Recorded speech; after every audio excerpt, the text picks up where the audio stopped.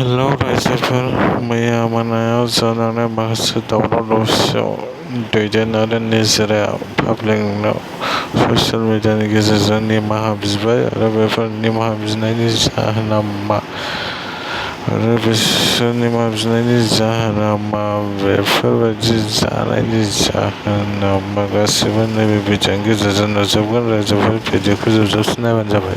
दैदेननि बागै भिडिअ लाबोफ्रांबाय, नोंथांमोना गासिबो निमाहा होलायदो। माने दैदेनाबो आंखौ गाज्रि लाइभ होफ्रांबाय, आंबो बिनि बागै भिडिअ लाबोफ्रांबाय रागा जोंलायनानै। दा नोंथांमोना गासिबो निमाहा होलायदो, जाहाथे बेबो आंनि बागै भिडिअ दा लाबोदोंसै, आंबो लाबोला। रायजोफोर, नोंथांमोना आंखौ बिनि भिडिअ लाबोयोबा माबा मोनसे आंखौ एक्सन लानो हागोन आरोना। आं बेखिनियाव बुंनानै दोनदों।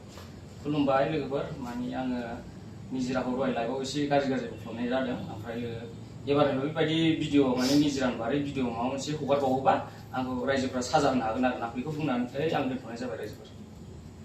खुलुमबाय लोगोफोर, दानि निजिराया ससियेल मिडियायावहाय आंनि फिसायखौहाय फानगासिनो ना, ओरैबायदि नङैखौनो होननानै फोसावदों।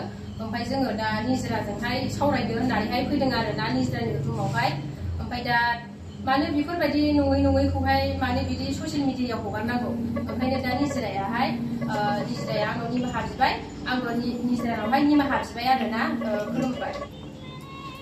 नुबायना रायजोफोर भिडिअखौ?